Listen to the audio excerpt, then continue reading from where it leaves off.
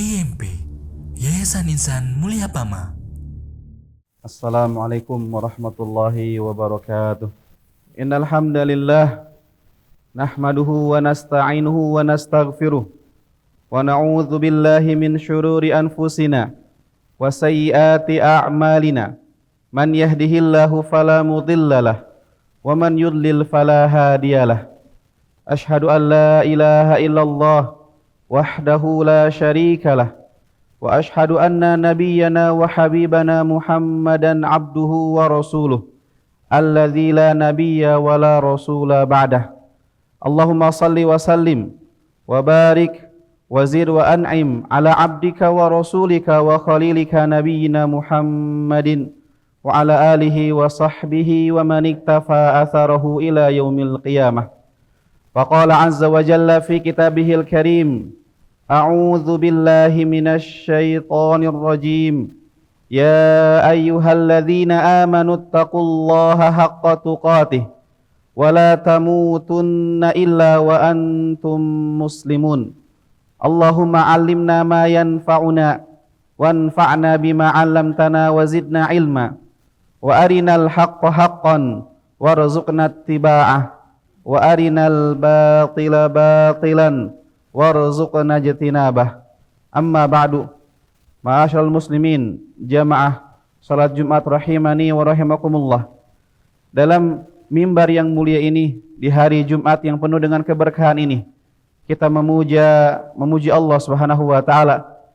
Dialah Allah Subhanahu wa taala, Rabb kita yang maha sempurna dalam balutan nama-namanya yang maha indah dan sifat-sifatnya yang maha tinggi. Kita bertawakal hanya kepada Allah. Kita memohon pertolongan hanya kepada Allah. Kita beribadah hanya untuk Allah Subhanahu wa taala.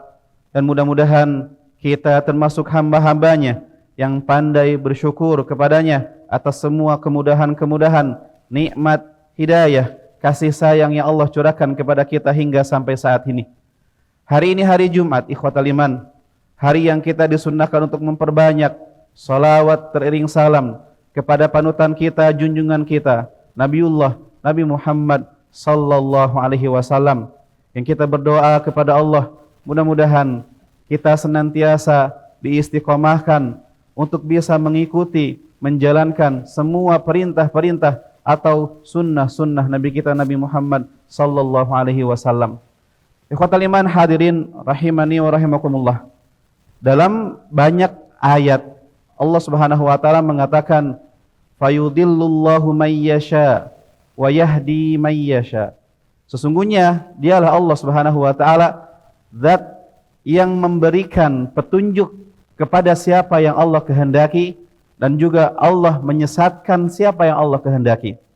Dan juga dalam khutbah yang sering kita dengar, Nabi sallallahu alaihi wasallam membacakan man yahdihillahu fala mudhillalah wa man yudlil fala hadiyalah. Siapa seseorang yang Allah berikan hidayah kepadanya, maka tidak ada satupun orang yang bisa menyesatkannya. Sebaliknya, siapa orang-orang yang disesatkan oleh Allah Subhanahu wa taala, maka tidak ada satupun orang yang bisa memberikan hidayah kepadanya. Maka dari ayat ini kita bisa mengambil pelajaran bahwa sejatinya kebaikan-kebaikan yang dilakukan oleh seseorang, dia mendapatkan petunjuk hidayah melakukan kebaikan-kebaikan, sejatinya semuanya datang dari Allah Subhanahu wa taala, bukan karena hebatnya kita, bukan karena kita memiliki kekuatan dan power, akan tetapi ketika kita berdoa kepada Allah, Allahumma a'inni ala dzikrika wa syukrika wa husni ibadatik. Ya Allah, bantulah saya supaya saya senantiasa mengingat Engkau, senantiasa bersyukur kepada Engkau, dan senantiasa beribadah dengan baik kepada Engkau ya Allah. Ikhwatal iman hadirin rahimani wa rahimakumullah. Banyak orang-orang yang mungkin saat ini kita lihat mereka terombang-ambing dengan dosa dan maksiat, akan tetapi kita tidak paham bagaimana akhir hayat mereka. Boleh jadi mereka mendapatkan hidayah dari Allah Subhanahu wa taala, dan juga sebaliknya. Banyak di antara kita yang tertipu, terkecoh dengan hidayah yang mungkin saat ini mereka rasakan, akan tetapi pahamilah, kita belum melewati garis finish kita, sehingga jangan terlalu jumawa, terlalu sombong dengan apa yang kita miliki dari kebaikan-kebaikan yang kita jalankan saat ini. Akan tetapi ikhwatal iman rahimani wa rahimakumullah, dari salah satu pelajaran yang bisa kita ambil dari ayat ini adalah, lihat, seorang sahabat yang bernama Umar bin Khattab radhiyallahu taala anhu. Bagaimana rekam atau jejak beliau sebelum Islam? Kita dapatkan dalam sejarah beliau termasuk dari orang yang sangat memusuhi Islam, kemudian melakukan segala cara untuk memadamkan api Islam, cahaya Islam, dan juga beliau pun turun tangan dalam menyiksa kaum muslimin ketika itu. Bahkan disebutkan dalam riwayat ketika beliau menyiksa seorang budak wanita, yang ketika disiksa budak tersebut mengadu kesakitan, berteriak, menangis, maka Umar pun ketika itu menghentikan pukulannya. Tetapi Umar mengatakan, saya menghentikan pukulan ini bukan karena saya iba dengan tangisan dan jeritan engkau, akan tetapi tangan saya capek sudah berkali-kali memukul engkau. Nanti ketika capeknya hilang, saya akan pukul kembali engkau sampai engkau keluar dari agama Muhammad Rasulullah SAW. Sampai seperti itunya permusuhan Umar bin Khattab radhiyallahu taala anhu terhadap Islam ketika itu. Bahkan dalam suatu riwayat, ketika para sahabat mereka lari membawa agamanya, hijrah ke Habasyah, mereka meninggalkan kota yang dicintainya, kota Mekah, tempat kelahirannya. Mereka tinggalkan hartanya, berhijrah untuk Allah, untuk bisa beribadah kepada Allah Subhanahu wa taala. Maka di tengah jalan, salah satu rombongan dari para sahabat yang hijrah tersebut, yang bernama Ummu Abdillah, bertemu dengan Umar bin Khattab. Ketika ditanya oleh Umar, hendak kemana engkau pergi wahai Ummu Abdillah? Maka Ummu Abdillah bercerita, kami akan pergi ke suatu tempat yang mana kami tidak disiksa ketika kami menyembah Allah Subhanahu wa taala, termasuk dari engkau wahai Umar. Maka ketika itu Umar bin Khattab mengatakan, rafaqatkis salamah, atau ma'as salamah, semoga selamat di perjalanan. Maka ketika ibu-ibu ini, Ummu Abdillah ini bertemu dengan rombongan yang akan hijrah, ditanya kenapa telat, dia mengatakan tadi bertemu dengan Umar bin Khattab, innalillahi wa inna ilaihi rajiun. Takutnya dicegat dan dikejar oleh Umar bin Khattab. Kemudian Ummu Abdillah mengatakan, tetapi dalam wajahnya saya melihat ada kasih sayang gitu, simpati gitu kan. Maka suaminya mengatakan, tarjina, atau engkau berharap Umar masuk Islam? Kata Ummu Abdillah, iya, saya berharap seperti itu. Tetapi ternyata suaminya mengatakan, demi Allah, Umar tidak akan masuk Islam kecuali ketika keledai bapaknya bisa mengucapkan asyhadu alla ilaha illallah wa anna muhammadar rasul. Sampai seperti itunya mereka mengira bahwa Umar tidak akan mendapatkan hidayah dari Allah Subhanahu wa taala. Akan tetapi yang memegang kendali hati seseorang siapa? Allah Subhanahu wa taala. Allah memberikan hidayah kepada siapa yang Allah kehendaki, dan Allah sesatkan siapa yang Allah kehendaki. Maka lihatlah ikhwatal iman rahimani wa rahimakumullah, ketika Allah Subhanahu wa taala menghidupkan hati yang mati, maka Umar bin Khattab berubah menjadi seorang yang sangat perhatian, sangat bertakwa kepada Allah Subhanahu wa taala. Akan tetapi sifatnya memang bawaan dari didikan orang tuanya, seorang yang tegas, seorang yang keras sifatnya. Maka lihatlah dalam satu riwayat, ketika Umar bin Khattab sudah mendapatkan jaminan surga dari Nabi SAW, Nabi mengatakan 10 sahabat yang dijamin surga. Abu Bakar di surga, Umar di surga, Utsman di surga, Ali di surga, kemudian sahabat-sahabat yang lainnya. Tetapi daripada itu, lihat ada kisah ketika Nabi SAW, beliau sedang berkumpul-kumpul dengan ibu-ibu orang-orang Quraisy ketika itu. Maka tiba-tiba ketika dalam pertemuan tersebut, ibu-ibu tersebut bertanya kepada Nabi SAW dengan nada yang tinggi, tertawa mereka, nyaman bersama Nabi SAW. Akan tetapi ketika itu Umar bin Khattab datang minta izin untuk masuk ke rumah Rasulullah SAW, maka tiba-tiba ibu-ibu tersebut yang di samping Nabi, tiba-tiba mereka berlari kocar-kacir, bersembunyi di tempat yang mereka bisa bersembunyi. Maka Rasulullah tertawa ketika itu. Maka Umar ketika diizinkan masuk, Umar melihat senyumnya Nabi, tertawanya Nabi. Kemudian ditanya, apa yang membuat anda tertawa ya Rasulullah? Kata Nabi SAW, sesungguhnya tadi di sekitar saya, ini ada ibu-ibu tadi ngobrol dengan saya, suaranya meninggi di atas saya. Tetapi ketika mendengarkan salam engkau wahai Umar, maka mereka pun lari, mereka pun bersembunyi. Maka Umar pun mendatangi ibu-ibu yang bersembunyi tersebut. Maka Umar mengatakan, wahai ibu-ibu yang jiwanya menjadi musuhnya dirinya masing-masing, sesungguhnya Rasulullah lebih berhak kalian takutkan, ataupun beliau lebih berwibawa daripada saya. Akan tetapi ibu-ibu tersebut mengatakan, wahai Umar, sesungguhnya Rasulullah SAW itu orangnya lembut, orangnya asik, sedangkan engkau wahai Umar, engkau galak, engkau tegas. Maka Nabi tertawa mendengarkan jawaban tersebut dan Nabi mengatakan, "Fawalladzi nafsi biyadihi, demi zat yang jiwaku dalam genggamannya wahai Umar, demi Allah, tidaklah satu setan berpapasan dengan engkau kecuali setan tersebut akan memilih jalan yang lain karena takut berpapasan dengan engkau wahai Umar bin Khattab radhiyallahu." Itulah Umar bin Khattab sebelum dan setelah Islamnya beliau radhiyallahu taala anhu. Aqulu qouli hadza astaghfirullah li wa lakum istaghfiruhu innahu huwal ghafurur rahim. Alhamdulillahi rabbil alamin wa bihi nasta'inu ala umuri dunya waddin. Wassalatu wassalamu ala asyrafil anbiya'i wal mursalin wa ala alihi wa sahbihi ajmain. Amma ba'du. Ikhwatal iman, hadirin rahimani wa rahimakumullah. Umar bin Khattab ditunjuk menjadi seorang khalifah, pemimpin yang menggantikan Abu Bakar As-Siddiq radhiyallahu taala anhu.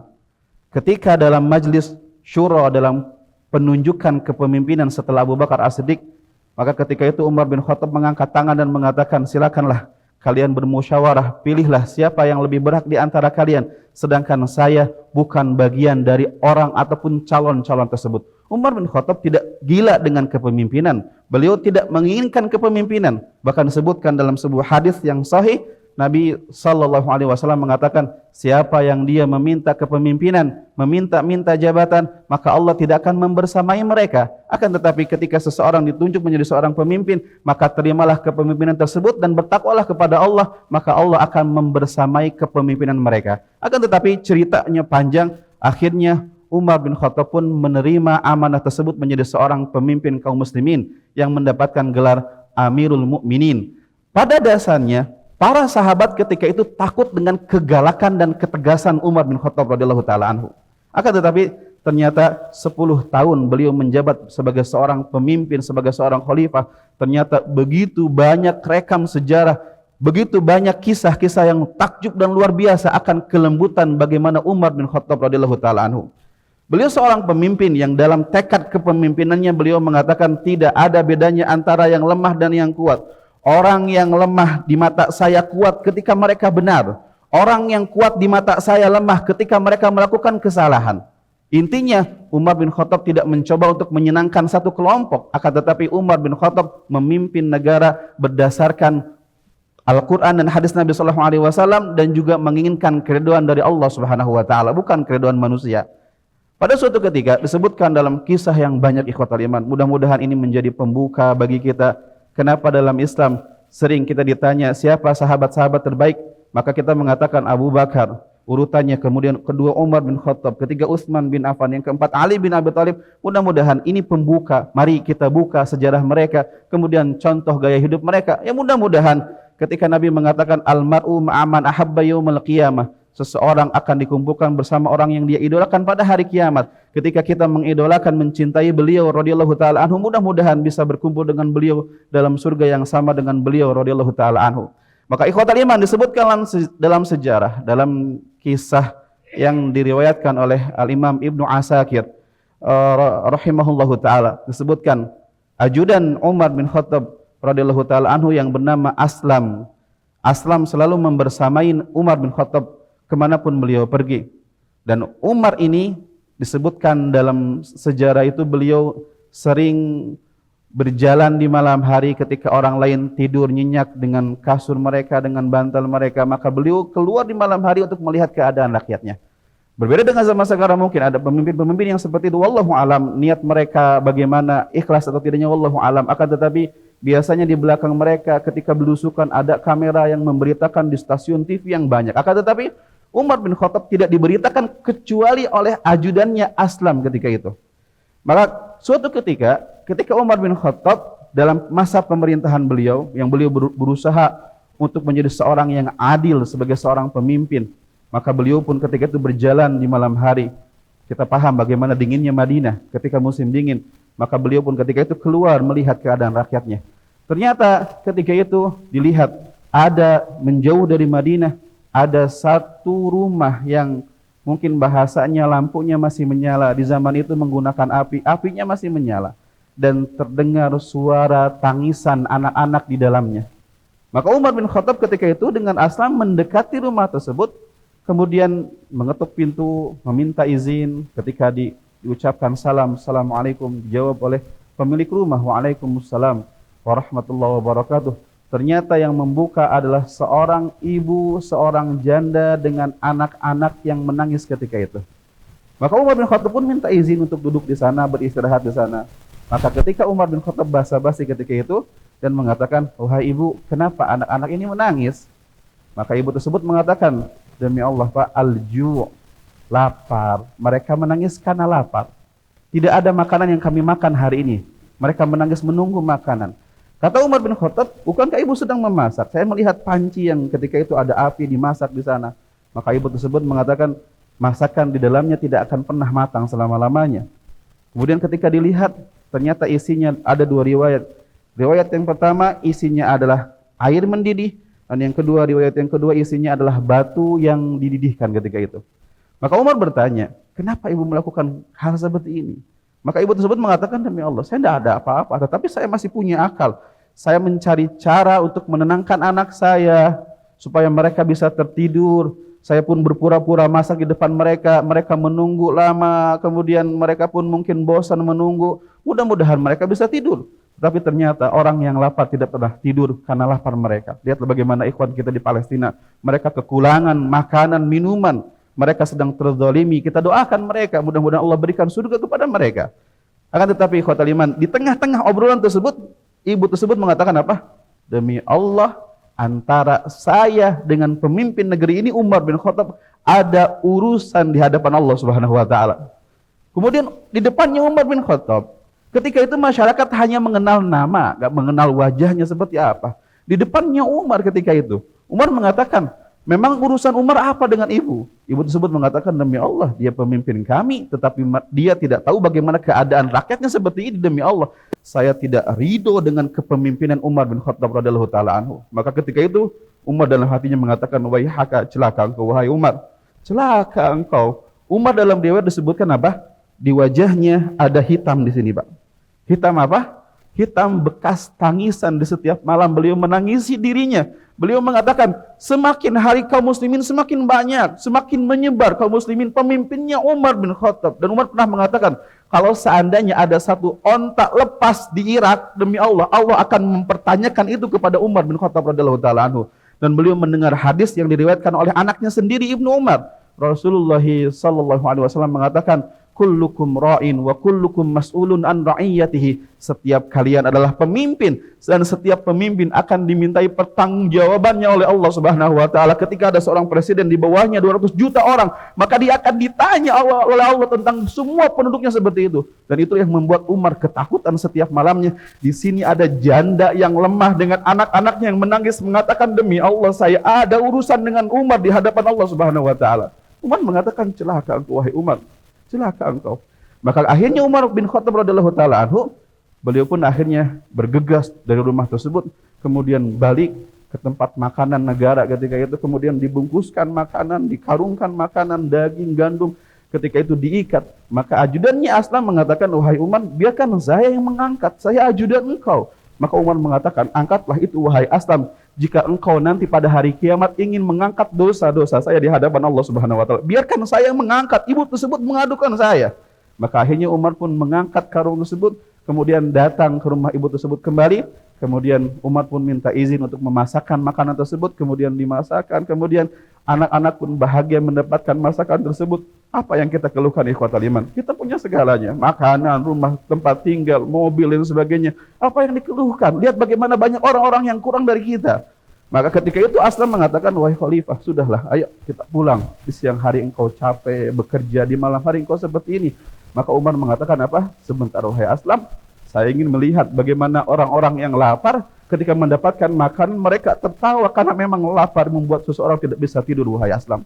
Maka ketika itu ibu tersebut mengatakan, demi Allah, Pak, Bapak lebih berhak menjadi seorang pemimpin daripada Umar bin Khattab radhiyallahu taala. Ini salah satu kisah bagaimana kelembutan seorang khalifah Umar bin Khattab radhiyallahu taala anhu. Semoga Allah meridhoi beliau, semoga kita pun juga sama bangga dengan beliau dan meneladani bagaimana luar biasanya akhlak beliau radhiyallahu taala anhu. Dan naudzubillahi min dzalik, di zaman sekarang ada orang-orang yang mereka dengan mulut mereka, dengan sikap mereka, mereka mengkafirkan Umar bin Khattab radhiyallahu taala anhu, innallaha wa malaikatahu yusalluna 'alan nabi ya ayyuhalladzina amanu sallu 'alaihi wa sallimu taslima.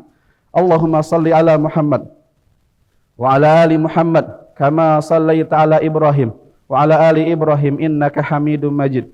Wa barik ala Muhammad wa ala ali Muhammad kama barakta ala Ibrahim wa ala ali Ibrahim innaka Hamidum Majid. Allahumma ighfir lil muslimina wal muslimat wal mu'minina wal mu'minat al ahya'i minhum wal amwat innaka sami'un qaribun mujibud da'wat ya qadiyal hajat. Allahumma ighfir lana wa liwalidina warhamhum kama rabbawna shighara. Allahumma bi'izzatika a'izzal islam wal muslimin wa adhillash syirka wal musyrikin. Allahumma ansur ikhwanana al muslimin al mustad'afina fi Filistin. Allahumma anta ya munzilal kitab wa mujriyas sahab wa hazimal ahzab ihzimhum wansunna alaihim. Allahumma aminna fi awtanina hadhihi Indonesia. Allahumma aslih a'immatana wa wulata umuril muslimin wa waffiqhum jami'an li tahkimi syariatik walil amali bi kitabik wal iltizami bi sunnati nabiyyik bi rahmatika ya arhamar rahimin. Rabbana zalamna anfusana wa illam taghfir lana wa tarhamna lanakunanna minal khasirin. Rabbana la tuzigh qulubana ba'da idh hadaitana wa hab lana min ladunka rahmah innaka antal wahhab. Rabbana hab lana min azwajina wa dhurriyyatina qurrata a'yun waj'alna lil muttaqina imama. Allahumma inna nas'alukal jannah wa nastajiruka minan nar. Allahumma inna nas'aluka husnal khatimah wa na'udzubika min su'il khatimah. Rabbana atina fid dunya hasanah wa fil akhirati hasanah wa qina adzaban nar. Wa sallallahu ala nabi wa ala alihi wa sahbihi wa sallam. Subhana rabbika rabbil izzati amma yasifun wa salamun alal mursalin walhamdulillahi rabbil alamin. Aqimus shalah.